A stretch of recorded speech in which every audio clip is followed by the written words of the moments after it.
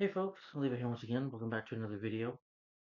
Hope you all enjoyed my review, my last 2010 review superhero movie of 2010. That was Superman and Shazam: The Return of Black Adam. And now I'm continuing my 2008. Well, guys, hey guys, my name is Living Nally. Welcome to my YouTube channel. First of all, let's get that out of the rope. I've been doing a superhero marathon on my YouTube channel, and I do have another channel, but that was I couldn't get on that channel anymore, so I had to create this new channel. Remember that has the mask profile picture on it. Yeah,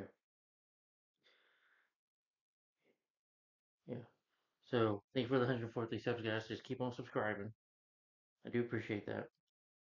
Yeah. Just remember to sub to this channel. Leave them in alley 983, or just leave them in alley, whatever. Just make sure to subscribe to this one if you want to continue seeing me. Now I do share videos. We'll share other videos from my other channel.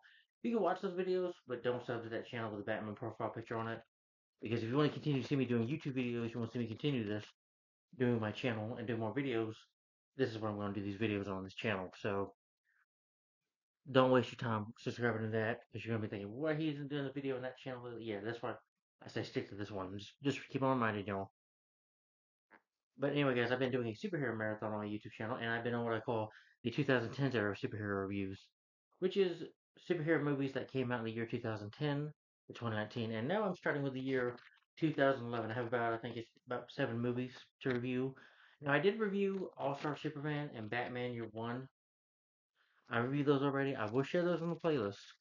So, just like with the 2000s or 90s a little bit, you're going to see me share some videos on the Super Reviews playlist. Trust me, they'll be on there, and I mean what I say about it, okay?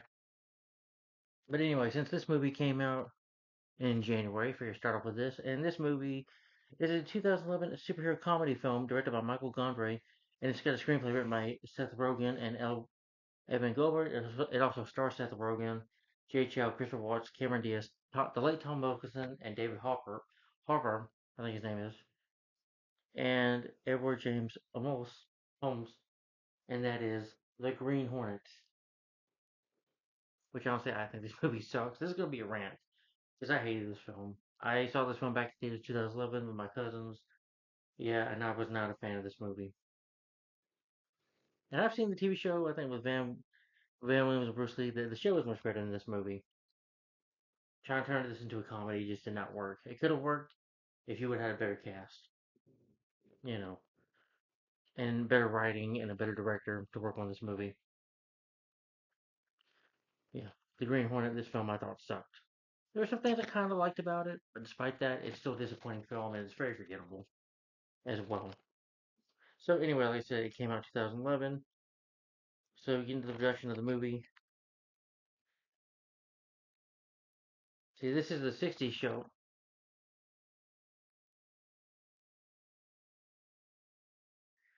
Here's a picture of a 60s show with the late Bruce Lee and Van Williams, who in my opinion are still the best Green Hornet and Kato. This is Green Hornet and Kato. You want to see a great version of the Green Hornet? Watch this show. In that show, well, Batman 60 show I talked about a long time ago, about 3 years ago, I think I talked about that show, the Batman 60 television series, and season two, I think it's part two, the Green Hornet and Kato, the guest star, along with Adam West and Burt Ward in that episode. I forget what the episode was called, but they team up with the Green Hornet and Kato, and yeah, and that show is taken very seriously. Van Williams is a more interesting actor, is a better actor than Seth Rogen, is a better Green Hornet. Jay Chow, I don't mind him, but again, Bruce Lee, you can't top Bruce Lee. I'm sorry. And karate, I mean, he's the master of that. That's just Bruce Lee. I mean, if you ever get into martial arts, if you want to be, or somebody ever, you love martial art movies, it's probably because of Bruce Lee. You know, what were they thinking? You can't really top Bruce Lee. But the Green Hornet, Burt Reed, was also played by Van Williams.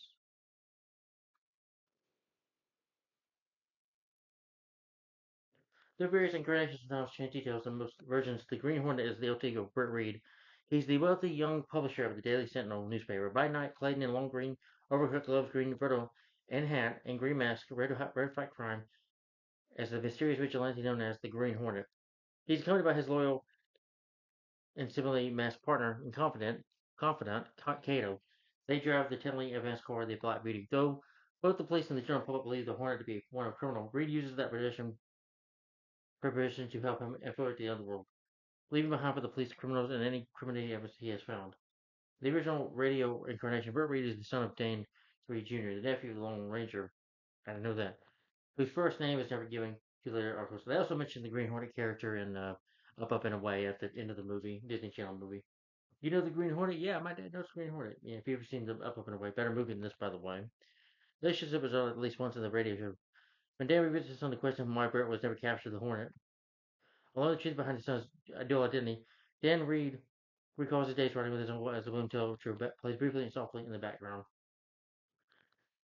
They asked if he had two movie serials, which I've never seen.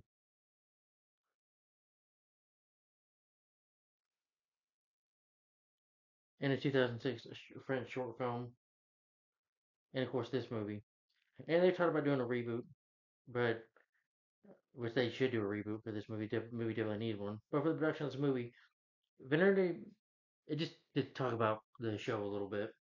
Sorry, Variety reported on October 1992 that the Green Hornet was one of the properties represented by Louis Thompson's Inc. And the trade paper said, without explanation, the rights are in limbo. Negotiations were ongoing. We were purchased, I guess by 1992 they wanted to make a live action movie, somewhat after the 60s television series, but I guess that never came to be. But they made that French movie I mentioned, 2006. And this was a time where superhero movies, were not big at the time. Yeah, superhero films, of course, thanks to Batman '89. That's probably why they wanted to somewhat. You have Batman, Tim Burton's Batman came out in 1989. They probably wanted to make a superhero movie. They couldn't greenlit it, I guess. So I guess the character was stuck in limbo for a while. And then, of course, when you got The Dark Knight that came out in 2008, Iron Man, the MCU, and superhero movies kind of became a big deal at the time, especially with MCU. And even though I think The Dark Knight's never a great movie, it was very hit. It did make $1 billion at the $1 billion at the box office. So I guess they were, and it would introduce. They wanted to bring characters to the big screen, and I guess that involved the Green Hornet because of when you think about it, Iron Man 2 came out 2010, did well. So MCU was starting a big franchise, superhero movies. We're gonna become a big deal, making money at the box office. So I guess studios just wanted a piece of the pie and just to make the money, and they chose the Green Hornet.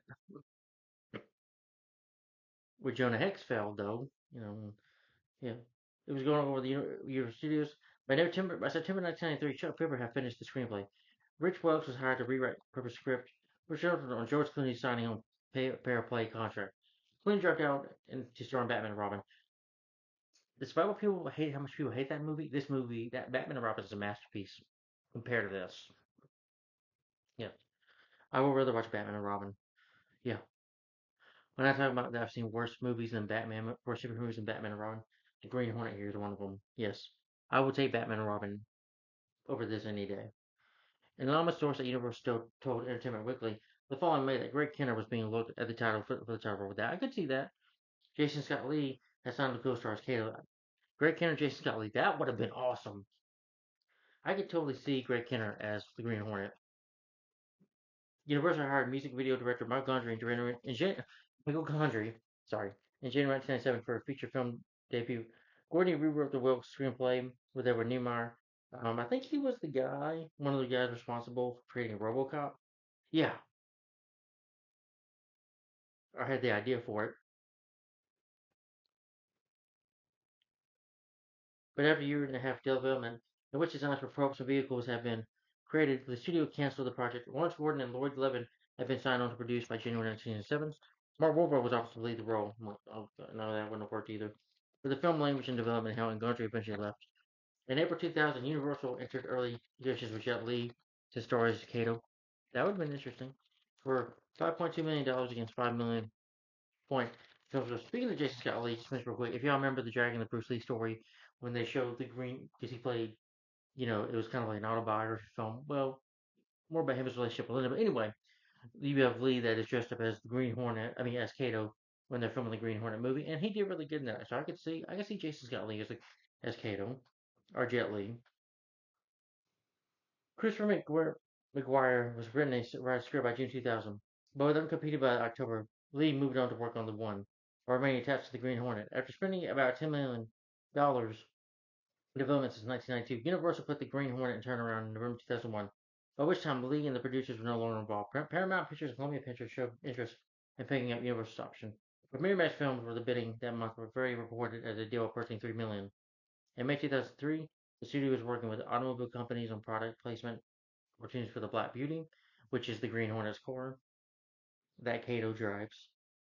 As part of the deal, Miramax Films will receive its hero car and $35 million in additional marketing. The car company that would have landed the deal would be given the chance to have developed the Green Hornet, since the script had yet to be written and no director was attached to the planned 2005 release. Further noted that the figure would have tied the record $35 million between Ford Motor Company and Metro MGM, the future company's Aston Martin, which is in the James Bond film Die Another Day.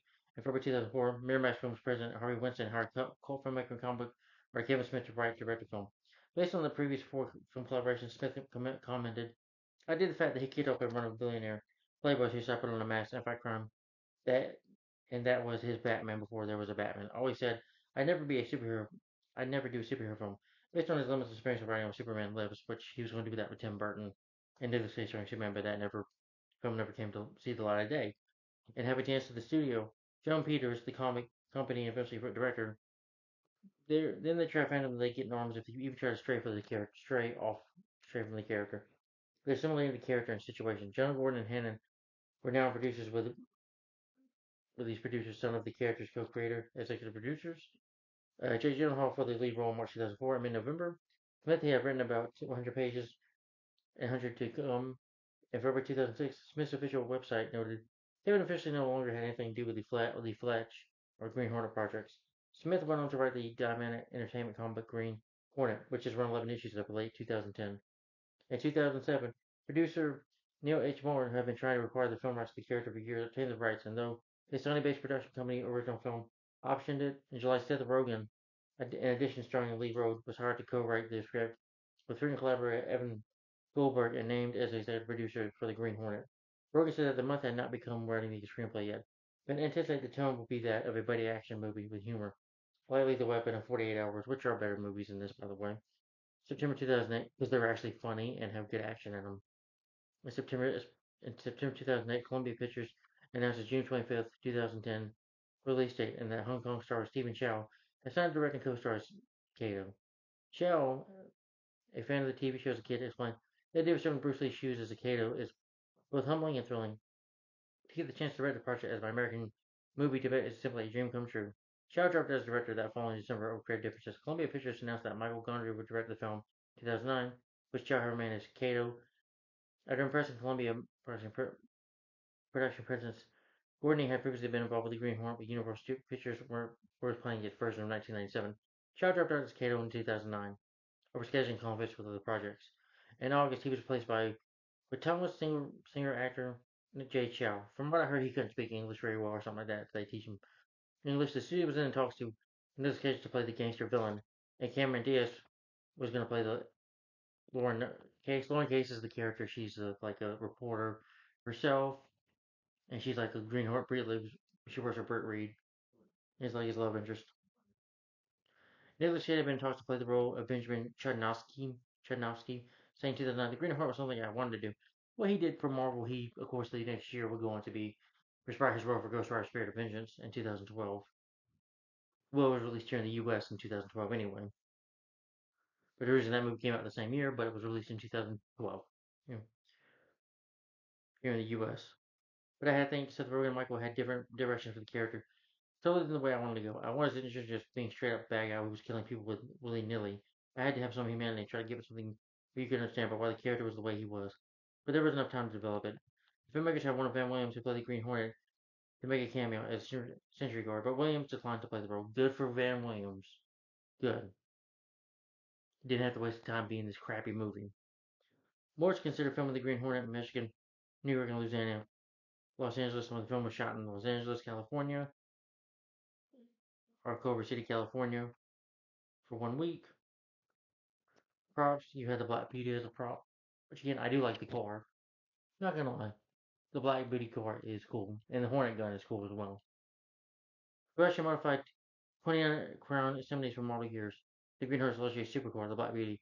26 of those cars were wrecked during production, and 3 survived in first-run condition. One such vehicle was given away by the parent company, Carl Jr.'s. Now, for the release of the movie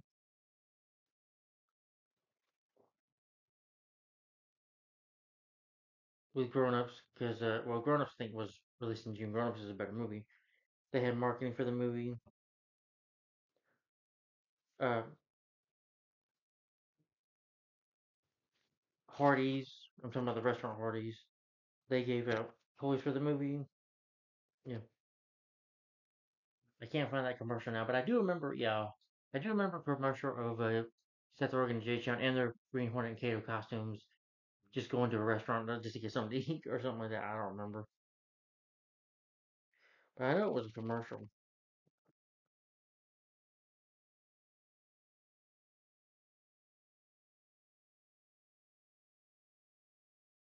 Oh yeah, okay,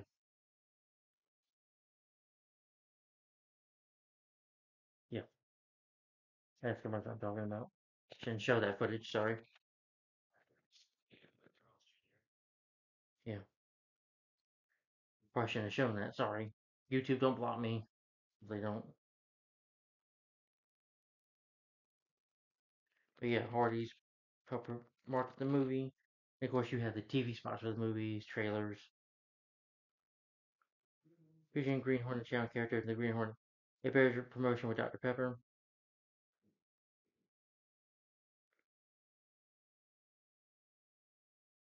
which I didn't know.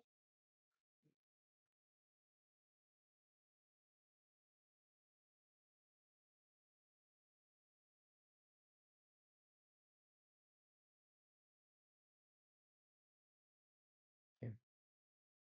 And like I said, trailers and TV spots for the marketing of the movie.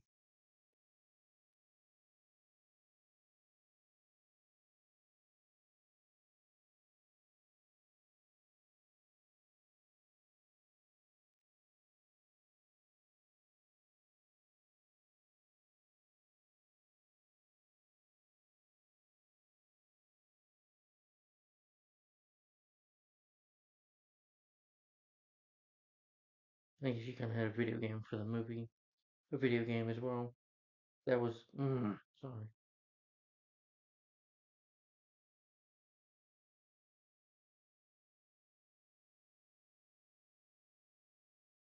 It was for iPhone and iPad, but released until the Green Hornet Wheels of Justice in the top three 3D top-down driving game. It's also featured a hidden mini-game, fighting game called the Green Hornet Crime Fighter, a speed chase video game.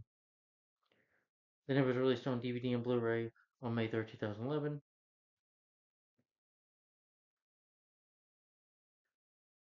More said in March 2012 that they had no sequel will be forthcoming since the movie did almost $250 million, was that very well liked, was and was actually very well liked, but it made the movie for too much money. Now they're talking about doing a reboot for it. As in 2022, director Lee Whedon became attached to the project, as well as screenwriter David Cope, but nothing has came up lately. For the cast of the movie, you have Seth Rogen as Burt Reed, aka the Green Hornet, and I'm mixed on Seth Rogen, mostly because I mean I liked him in Freaks and Geeks. I really love that show.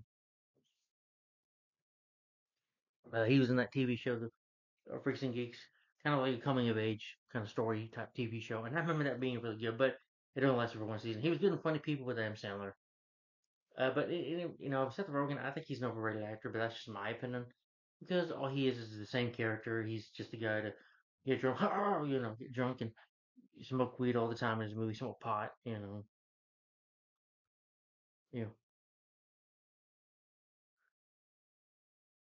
So he's just kind of the same guy in every movie, just with that over top voice. I liked him in the 40-year version too, and I liked him in Sausage Party. Sausage Party, I think, is a fun movie. Some people mix on that, which I can understand. Believe me, I understand. And this is one of the Seth Rogen movies that I do hate, The Green Hornet. Yes, so. Oh yeah, and he worked on He wrote the script I heard from Teenage Mutant Mayhem. I'm like, yay! But he probably killed that too. But I hear that movie gets praised. I don't know why. And Jay Chow is Kato, a mechanic and martial artist expert, and the Green Hornet's pilot and partner. He's fine in the movie. He does a decent job. You know, has Jay Chow done any other movies? I don't know.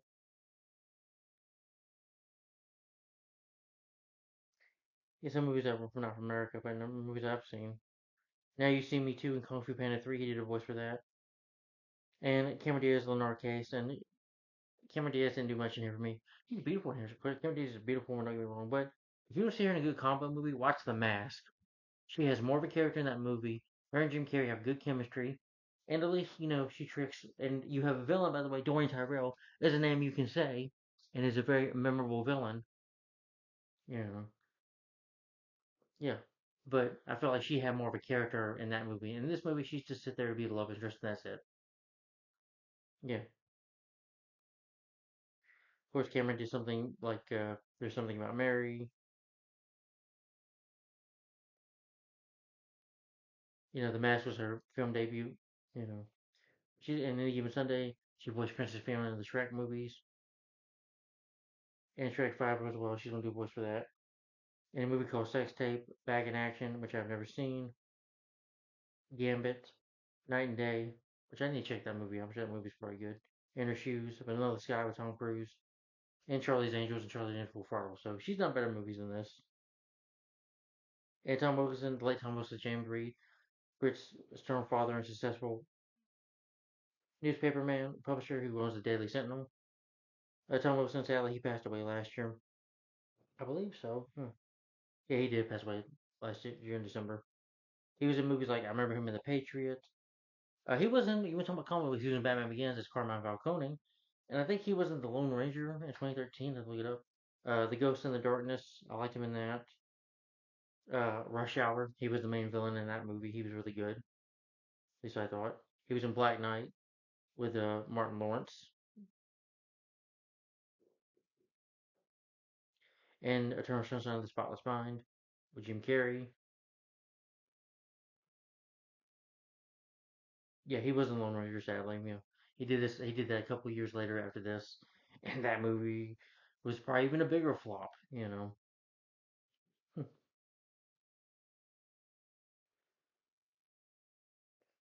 and then you have Christopher Waltz as Benjamin Chudnovsky, aka Bloodnosky, Chudnovsky, stupid. Basically, he's a Russian gangster plans to join all the crime families' relations together to organize a super mafia. Now, Christopher Waltz, I've seen him play the villains. Like he was the villain. He was Blofeld and Spectre, but Spectre sucked.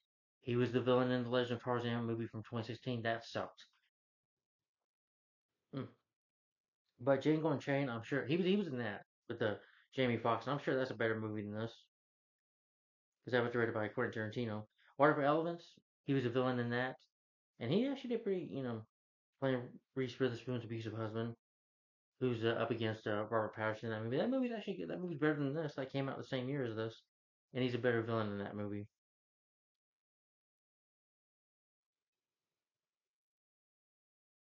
Yeah, and he was No Time to Die as well. Just his character dies in that movie. Spoiler alert.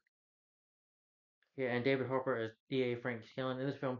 He's not like Benjamin Chanovsky though. Yeah, I'm wrong. Yeah, he's the secondary villain. By the way, spoiler alert. If you want to talk about other superhero movies, well, he was in let's see, 2021. I think it was. Yeah, he was in Black Widow as Red Guardian. He's one of the best things about that movie. Don't like that movie either.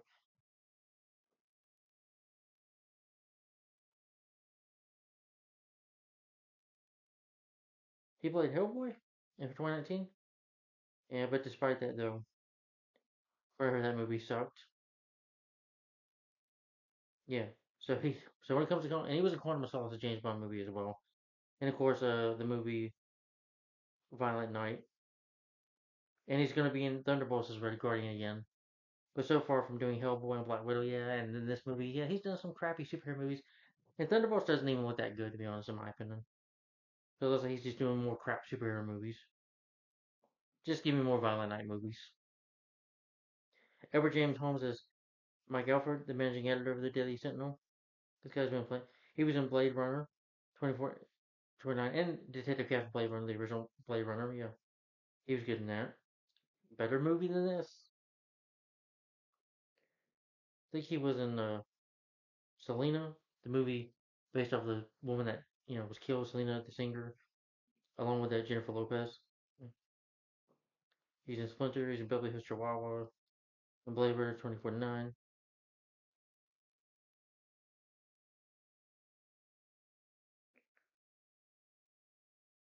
Jamie Harris as Popeye. Chad Coleman as Chili. Edward Furlong.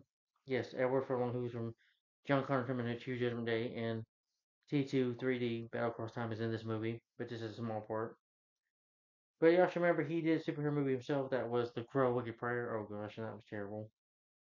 But thankfully in here he has a small part. Yeah. Jamie Harris was in a series of fortunate events. I think I remember him that. The Hook Rider, I remember him that. And he also worked with Marvel on Agents of S.H.I.E.L.D. So,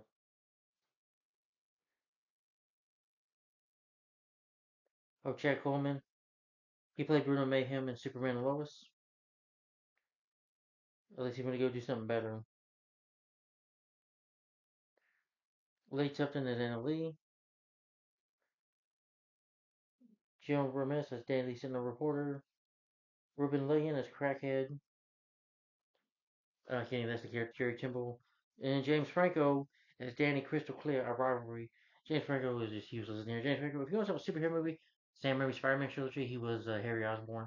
I hate what they did with Spider-Man 3, but the first two movies are really good and better than this. And he's not wasted. And of course, he was in the TV show Freaks and Geeks as well. I think the same year. No, I don't think it was the same year. It might have been 2007 or 2011, or 2010 year previously. I'm sorry. He did a movie called 127 Hours. That's a lot better than this. Yeah, but he's done better movies than this.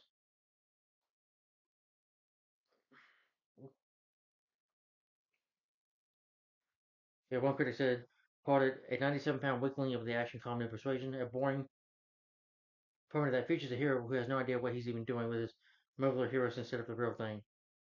One critic said, almost everything about this film was disappointing. Christopher Walken underpowered as the villain, but nothing like the silly charisma of the Nazis and the Glorious Bastards. Richard Rober gave the film a D+. He called it a lazy, sloppy, unfunny comedy that makes almost no use of the 3D technology, and judging it, it just falls flat. I agree with him. This movie does fall flat on his ass. Roger Ebert gave it 1 star to 4 and called it an almost unendurable demonstration of a movie with nothing to about. It also follows through the rough storyline of previous versions of the title, and it lists a construction of plot engine to pull us through. He also knows that the poor use of 3D it was added solely in order just to charge extra. Yep. Rogan proclaimed this film as a nightmare in 2013, saying that Sony Pictures releasing executives paid no attention to the most expensive productions of the film in the implant project. No, Seth Rogen, it's your fault because you screwed up because you wrote the script, you wrote the story, and you had some ideas a lot thrown in this movie as well. Yeah, and you went on to go do Teenage Mutant Turtles Mutant Mayhem. So all you do is cause mayhem from freaking movies. Yeah. So your response sucks because you're the idiot that wrote it. You know. Yeah. It's directed by Michael Guntry. Let's see. Don't know if I've seen this guy direct any other movies, but I'll look for some filmography. He directed Terrence and Spotless Mind. Come on, dude, that was a great movie. You made this? Only movie I'd say like Terrence and Spotless Mind. That's a good movie. Yeah, that's a movie you have to watch a couple times to understand it, but it's a more interesting movie with a story. It's also written by Rowan and Evan Goldberg, who's also written Sausage Party, Teenage Mutant Ninja Mayhem. I'm sure his script sucks for that. And of course, every other movie where Seth Rogen's just a pot smoker, based on The Green Hornet by George W. Trindle and Frank Trigger.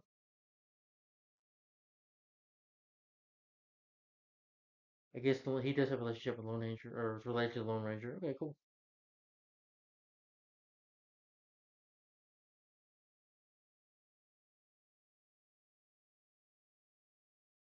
Produced by Neil H. Moritz. Cinematography by John Schwartz. Cinematography is decent here. But I would say The Rock from 1996 with Michael Bay. That's a movie had some good humor in it, and that was a better, awesome action movie. Armageddon with Bruce Willis was a better movie, and Ben Affleck and Liv Tyler, and Late Michael Duncan and Owen Wilson. That's a better movie. I think Steve Buscemi was in that movie too. Meet the Fuckers. That's a better movie. The Bucket List with Jack Nicholson and Wolverine. Much better movie. And The Amazing Spider-Man. That had good, beautiful. I love the cinematography in The Amazing Spider-Man. Yeah, it's darker looking, but I love the way they made the New York City look. Yes, and I would take The Amazing Spider-Man films over this too. Yeah. Edited by Michael Chernock. The editing is a it's not really a big fan of the editing, but he had the movies like Beverly Hills Cop 2, Midnight Run. I think that was Robert De Niro and the late Charles Grodin. Yeah, better movie. Days of Thunder, Tom Cruise movie. Better Under Siege 2, Dark Territory, Eraser. Better editing movie, Volcano. Better movie, and Blue Streak with Martin Lawrence. Movies that have better editing in them. And The Scorpion King. Yes, Scorpion King is better. Bedtime Stories. That was his last. Well, his one before he did Green Hornet. That has got better editing in it. James Dean Hornet. I don't even remember the music score, but I can like his say I like his score to Dinosaur or the Fugitive from 1993. Yeah, that had a really good music score.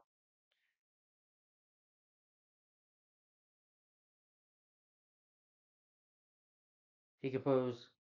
He's a good composer. I'm trying to see because I'm not interested in talking about this movie. But he did the musical for Pretty Woman, starring Julia Roberts and Richard. Yeah, Dying Young, The Man of the Moon, not the Jim Carrey one. The Fugitive, like I said, Junior with Arnold, Outbreak, Space Jam. He did the musical for that. One Fine Day, Dante Speak, Liar Liar with Jim Carrey. Some good films that have good scores in it that are more memorable than this. And Dinosaur, which is a very underrated Disney movie in my opinion. Atlantis Lost Ever, another underrated Disney movie in my opinion. Treasure Planet, underrated movie, underrated Disney movie. Peter Pan from 2003, I like that movie, underrated in my opinion. I thought that had a great music score in it, but that's just my opinion. King Kong 2005, overrated movie in my opinion by Peter Jackson. That's just in my opinion. And he did some work with Hans Zimmer and Batman Begins. RV with late Robin Williams.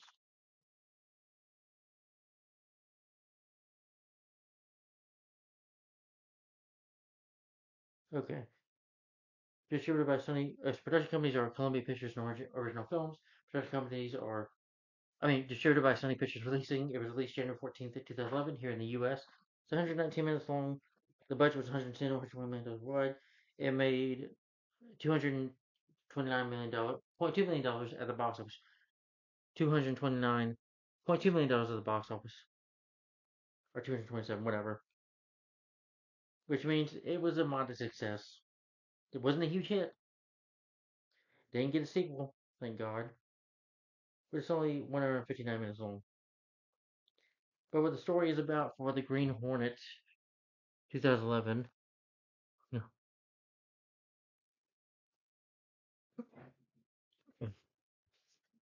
The story is that Britt Reed, Seth Rogen, is the heir to the largest newspaper fortune in Los Angeles. His father, Tom Wilkins, who plays Danny Reed, or whatever the heck it, James Reed, whatever, he dies, under serious circumstances, which, like I said, there's going to be spoilers here as well. But he's a spoiled playboy who has been thus far happy to lead a aimless life. After his father dies, Britt meets Kato, a resourceful company employee, and they become like best friends, him and Kato. So realizing that they have the talent and resources to make something of their lives, Britt and Kato join forces as costume crime fighters, and Britt becomes the Green Hornet along with Kato, who becomes his sidekick, and with the core Black Beauty. I'll get more on that later. They decide to become like pose as villains, but they're really the good guys. They just pretend to be the bad guys, and they go up against a city's most powerful criminal who wants to rule over the mafia, rule over the city with an iron fist, kind of like take over the city. And that is Chudnosky, played by Christopher Waltz, who can't call himself Bloodnosky. I honestly, they can't even say his name in the movie. It's a joke throughout the entire film. But I'll talk about the movie itself and give my final opinion on the film.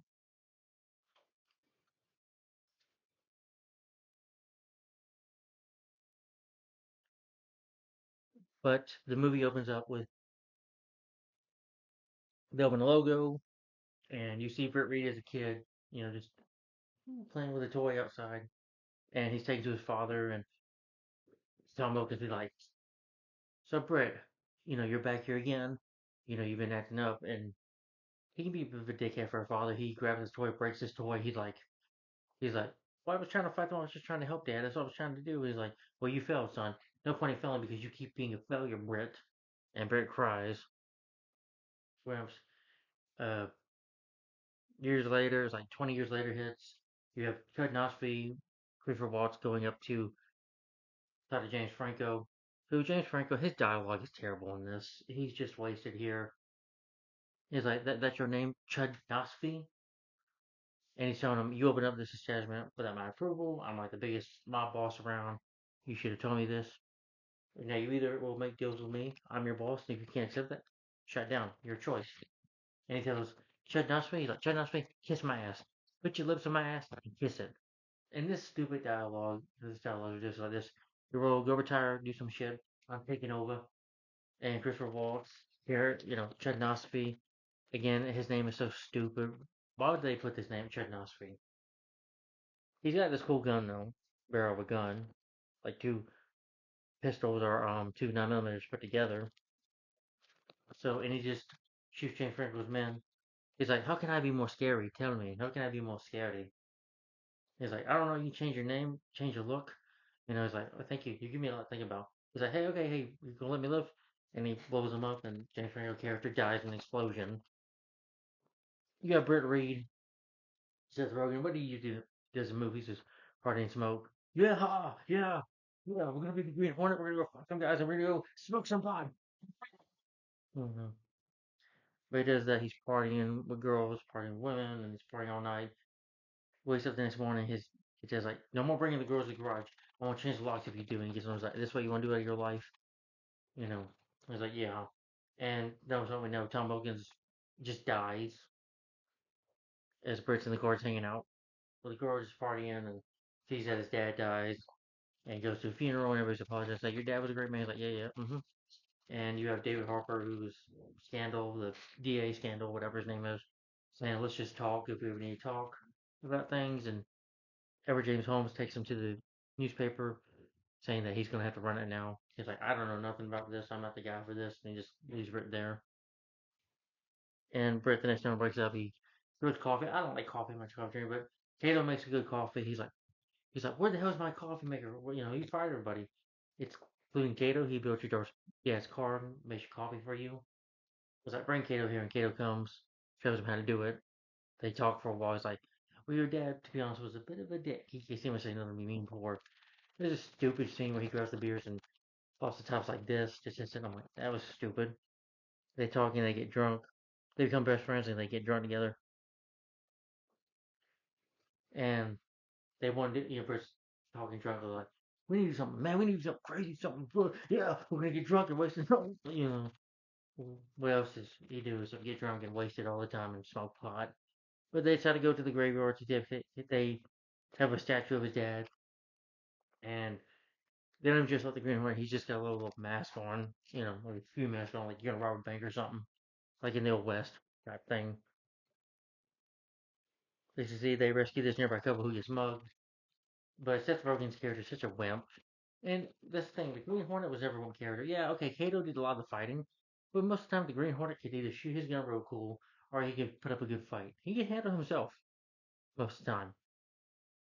But Kato comes to save him, punches this guy, and Kato, again, like the J Chow does decently. It's like watching the Matrix and the Terminator put together, because he's like watching this like Ray coming up as like he's you know a T-1000 or something, like he's the Terminator or something, and he has the powers of the Matrix or something. Honestly, it's like he probably learned it from learn how to fight from Neo from Matrix, Keanu Reeves or something. And it's just lame action scenes that are slow motions and they're shot like you're watching the Matrix. Like all they did was copy the Matrix. I'm not a big Matrix fan, but at least those movies had some good action in there. And all this movie's doing is just copying it. Police mistake them for criminals, and but they're wearing masks and they get shot at. Guns bulletproof. They return to the mansion. Grant convinces Kato that they should become superhero-like crime fighters posing as criminals.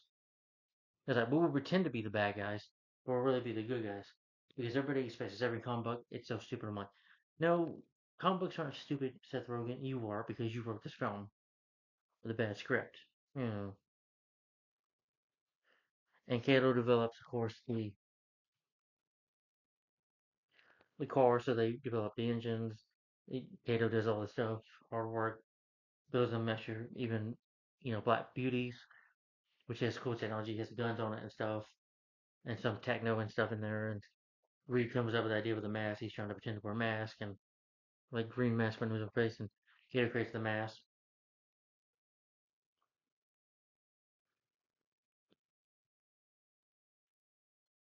And it's like, this is so cool, I can't wait for this. I was like, oh, what?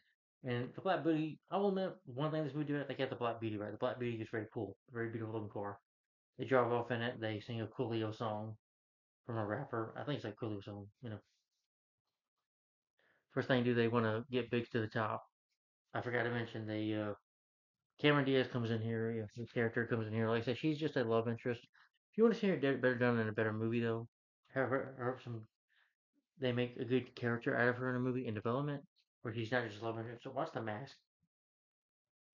At least Tina Carlisle was a character in that movie. you know that I liked, and her and Jim Carrey had good chemistry. And she was a girl that you can feel bad that was in a relationship with a gangster, and you just wanted to save her out of it. You know, yeah. And here she's just a love interest. She's a reporter, investigative quarantine reporter. She just tells them all that she knows and stuff. Britt says, "Who's the hottie sitting behind Britt makes these sexual harassment?" I'm like, the way he's talking to her is like, "That's sexual harassment, dude. Yeah, she could get you arrested for that, or charged, or get your butt fired for good. Never have a job again." And these three just have no chemistry whatsoever. In the TV show, at least say what you will about the '60s, at least there's no awkwardness, and they don't have no stupid humor. You feel like Pam Williams and Bruce Lee, and the woman that played Lauren, that played her in the movie, was good. And since he wants to be the Green Hornet, be the top, and not these guys out, Green Hornet accidentally hits Kato in the balls. Hits Kato a few times. I'm like, but he questions God. They realize this guy named like Brian Benjamin Chudnovsky. He's a Russian mobster gang. Crime families of Los Angeles. They get his attention. They burn down his drug lab and stuff. One of his ever fellow, he's like, "Hi, I'm the Green Hornet," and he gives him a card and stuff. And he goes to Chudnovsky. He thinks that this guy's a problem. First, he heard about him in the paper. He's like, dedicated the sister. I was like, I dedicated the root hits. And then when he finds out about that, Chudnovsky's mad and he kills over for him. See, business run. Find out this Green Hornet is, and let's get him. And he comes to the company and wants to article company about this guy on the paper. He's like, this guy is the Green Bee. I'm like, that's a lame name, but think the Kato comes up with the Green Hornet. Yeah, the Green Bee. That's such a lame name. Come up with the Green Hornet. First sees the paper and he's like, the girl is like, I am. Honestly, to me, Seth Rogen has always sounded like, you know, if Barney was, you know, if Barney was smoking pot, a lot, or doing drugs, like a smoke pot and Barney, just the way he talks. But the lowercase woman I mentioned, Cameron Diaz, comes in just to be the love interest. She's just beautiful to look at, and that's about it. And her and Seth Rogen have no chemistry whatsoever. Honestly, she looks even older than Seth Rogen. She looks old enough to be like his aunt or something in this movie. I'm not calling her old. No, she's beautiful. Don't get me wrong, but Seth Rogen, I don't know if they're even close to the same age. They probably are, but they just don't look like the type to be a couple. Sorry. And there is no chemistry. It's flat, you know, between the two.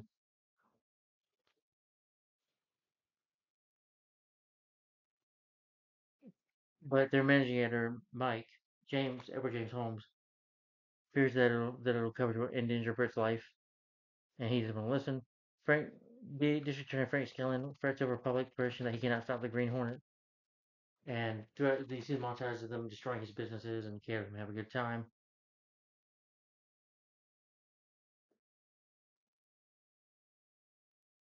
Yeah, And you have this quickly becomes between Britt, Seth Rogen, and Jay Chow and Cameron Diaz. There's like a love triangle. Great, there's a love triangle that hits between them. And Britt's like reading the paper. He has Kato gives him some coffee. He tries to ask Lenore out, but she's super upset. And Kato's like, "Come here, come here," grabs him and like, punches him. "Don't you ever tell me to do that again." He's like, "Calm down." He's like, "She's not into you. You're not into girl. You're anything that moves." You know. And there's this jealous Robertson, which I didn't care about.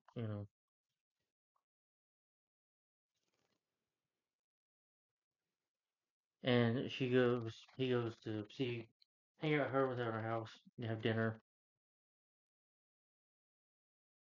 He said, "Well, Green Hornet is like they're gonna eventually get killed." And Britt tells him that Janeski offered them such a meeting.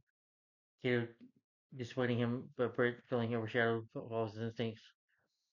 But it proves fatal when they end up in the shower. They try to use these traps to kill them. Kato's able to push a button to get like missiles out of the car to blow it up. Doesn't blow the car, but so they get out of the dirt. And this is where the scene where they're running. And Britt, he just shoot one guy with the green. Oh yeah, he gives the Hornet gun. I forgot to mention, but he shoots himself with the Hornet gun. It's out for 11 days. Then he shoots Kato with it because he gets angry with him, and then he's like, every man for himself. He does shoot one guy in the face or two in the movie. Just every guy for himself, and they run away. They just get captured in a lot of dirt. They're mad at each other, you know. And it makes Kato mad because he feels like he's being the sidekick even though he's doing all the work. And Britt didn't do nothing.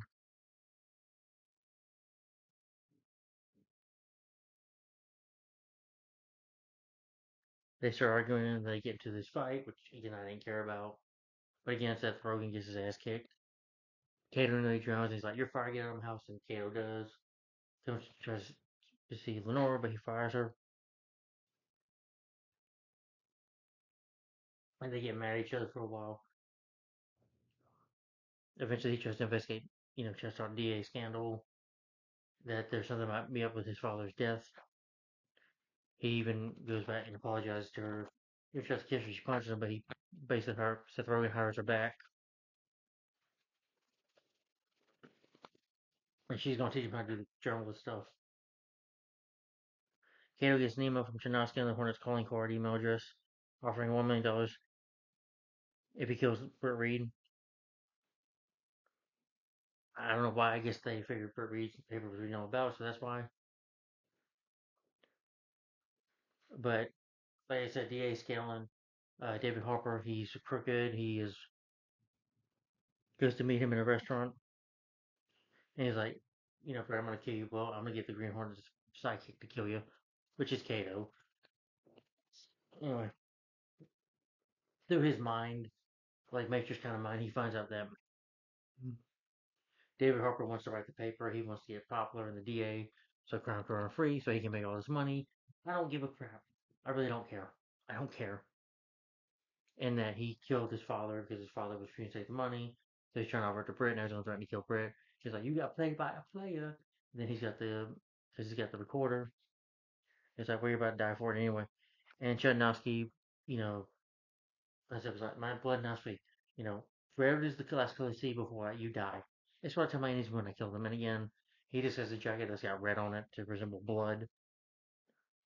So it's Blood Nosby. Lame name. Very stupid.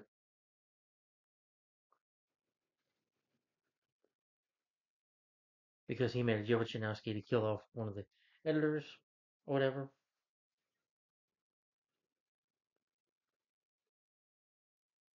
He plans to upload this recording of Scanlon's confession onto the web.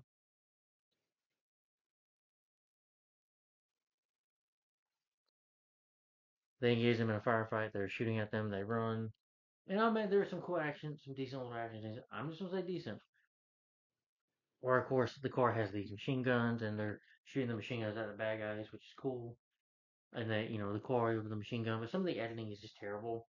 But it's pretty decent action there with the gun on the Black Beauty.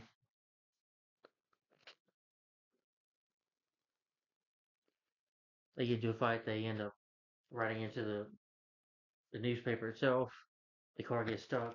He has to run to try to go get out of there because he dropped the ad camera or whatever, the recording tape, and he shoots at a couple of the bad guys. He runs off. It falls clumsily on his ass half the time, and of course, Kato saves him, and they get more into a firefight in the building where he's able to go down.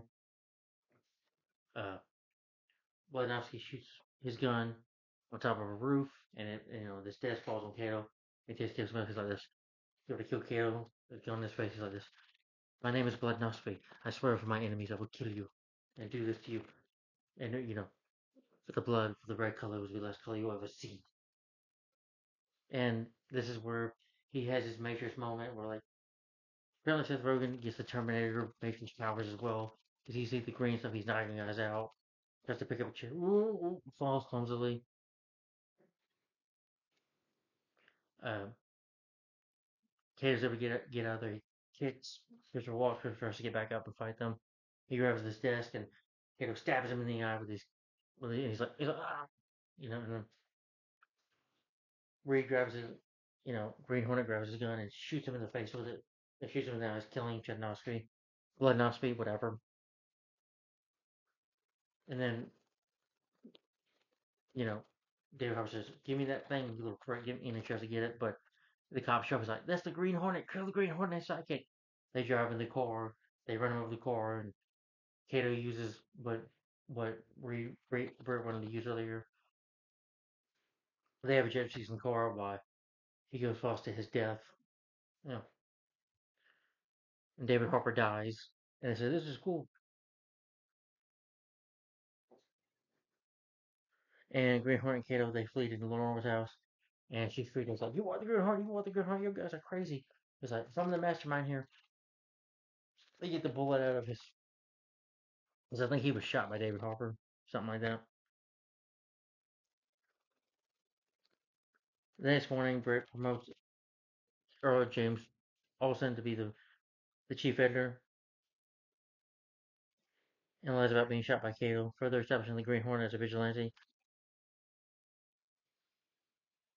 And so I guess he has to take another shot just so that he's the Green Hornet. So I guess he's got gun on the deal. Okay. Then later happened. They say, "Yeah, yeah, we did it, yeah." And they take off in the Green Hornet car, and you get the Green Hornet theme, and kind of resembles the TV show a little bit with the Hornet, the color of the Green Hornet riding. If you've seen the show, you know the opening logo, the opening titles, uh, animation there a little bit. But later on, Brett and Kato will they head back onto James's statue. Now Lenore's on their side, and the two sides continue protecting Los Angeles, breaking the law while also fighting criminals and saving aliens. And he says, "Kato, we don't give you a name." The Green Mosquito's like, "No," and he just be his sidekick, and he's happy with that. And then they just put his dad head back on. They're gonna continue to fight crime as the Green Hornet and his sidekick Kato, or nameless sidekick. Yeah, and that's the Green Hornet for you. So again, let me get my final opinion on this movie.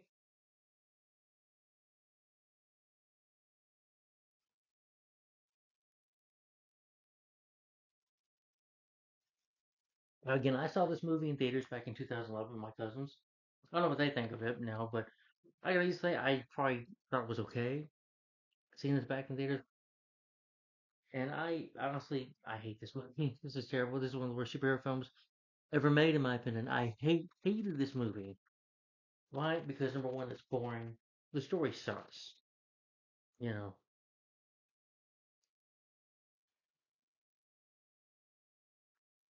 because number one, I will say the mask and stuff did look cool. The Black Beauty looks cool, and the Hornet gun looks cool. And the action scenes with the machine gun on the Black Beauty a few times, that's cool a little bit, but it's not good enough. And JTL was trying. First of all, the story sucks. Apparently, Britt Reed is not taken seriously. He's a joke. That's what Seth Rogen is. Seth Rogen just made this character into a joke.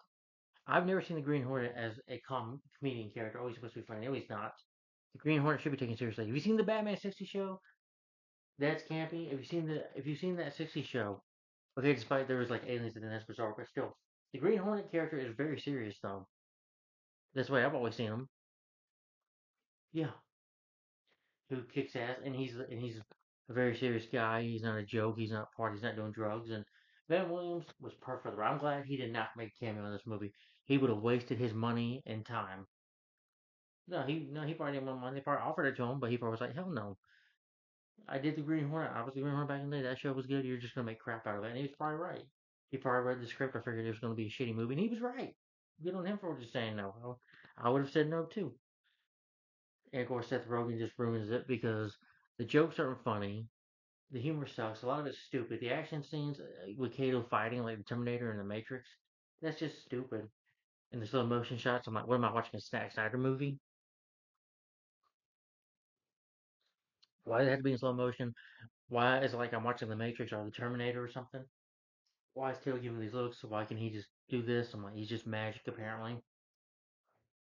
Even pushes the guy awkwardly, which I don't think you need to do that in karate. He's push the guy like this really hard. I'm like Kato had the T-1000 in this movie. You know, I was surprised he didn't have knives come out of his fingers or arm make an arm out of a knife, but still, man, the only character I liked in this movie was Jay Chow himself. He was fine. He's trying his best with the action scenes, what he's given, but sometimes it's just really over the top and ridiculous. I don't blame him. Seth Rogen is terrible as Brett Reed. I don't. He just made the character a joke, and the Green Hornet is not meant to be a joke in my opinion. It's not meant to be a comedy. If you want a comedy, give me a better comedian, like for instance Paul Rudd.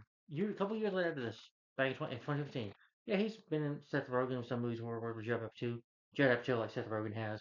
But the thing is, Paul Rudd's a better actor in my opinion. He's more funnier. He's a lot more funnier. He's hilarious.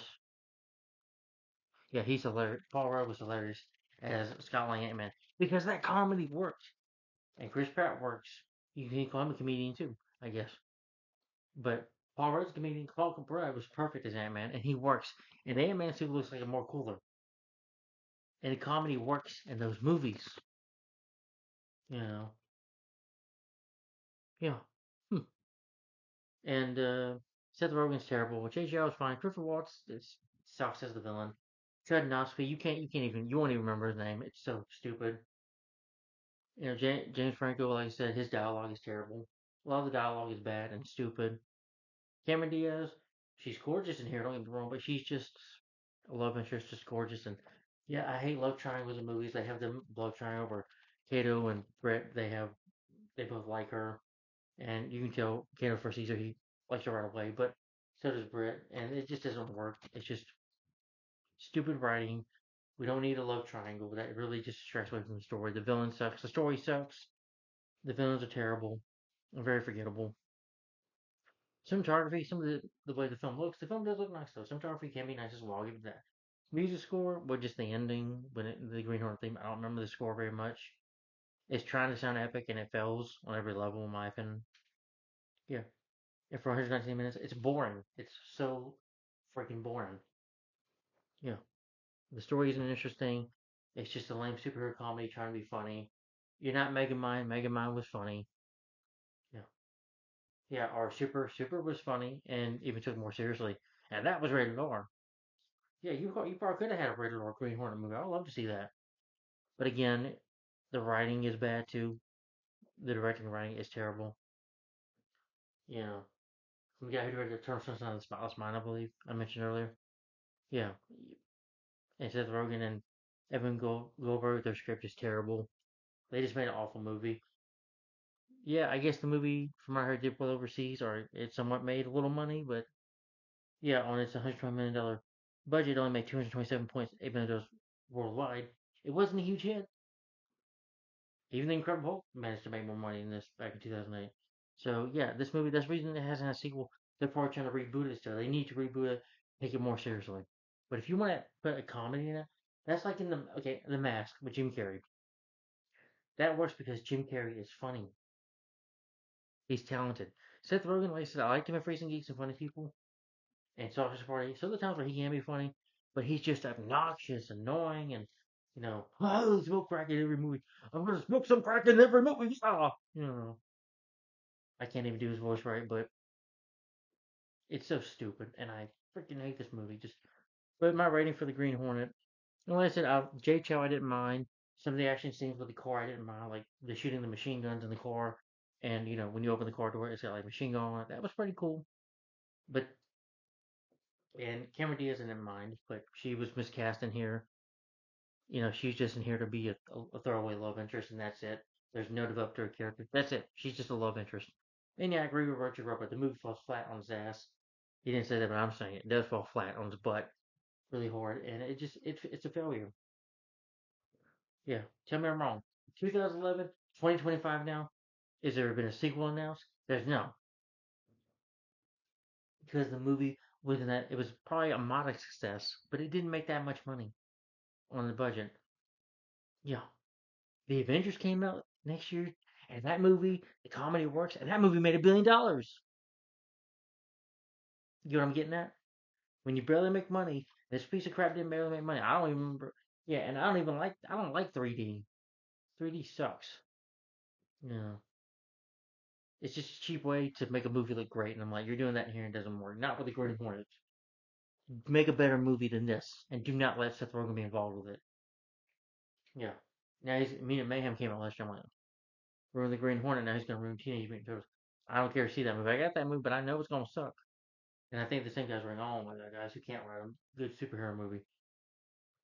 They failed. This was a failure in my eyes, in my opinion. So my rating for this, the Green Hornet, is 1 out of 5 stars. Just because I like some Jay Chow. He did fine for what he had to do.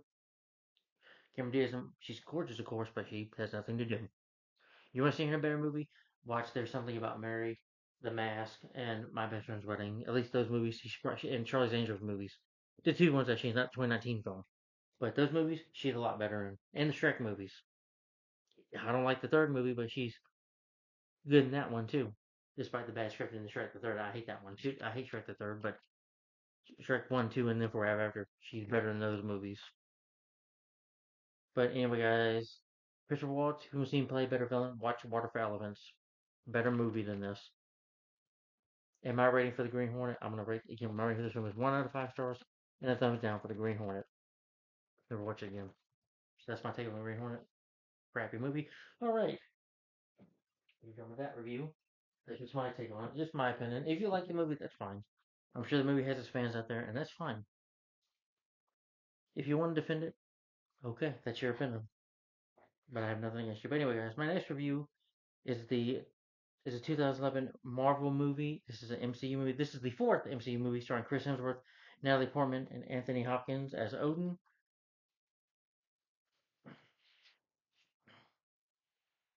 and Tom Hiddleston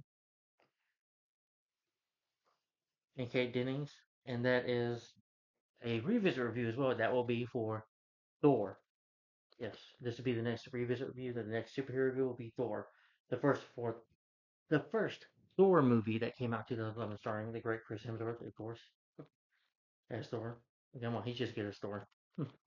But Thor is next, and at least this film is better than the Green Hornet. Yes, at least it made money. It has sequels.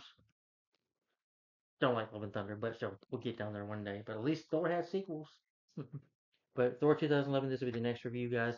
Tell me in the comments down below. What do you think of the Green Hornet movie, Nerfin? Do you like it? If you like it, that's fine. What do you think of Seth Rogen as the Green Hornet as an actor? Period. I think he's overrated. And do you agree with me that the '60s TV show, even though Van Williams and Bruce Lee, even though it's short lived, do you think that show was better than this? I would say it is, in my opinion. Tell me in the comments down below, guys. What do you think of this movie in your personal opinion? And guys, stay tuned for my next review. Maybe today, maybe tomorrow. I don't know. But the next revisit review again will be Thor, the fourth film in the MCU, Marvel Cinematic Universe movies. So, the fourth MCU movie. So, Thor will be next. So stay tuned for that. Thanks for watching, guys. Yeah, I got a good Blu ray version of it. Yeah. But that's Thor. So, stay tuned for that. Thanks for watching, guys. Like, comment, subscribe. Thanks for watching. I'm trying to do the Green Hornet thing, but I can't do it, barely. But thanks for watching, guys. Bye bye. Bye.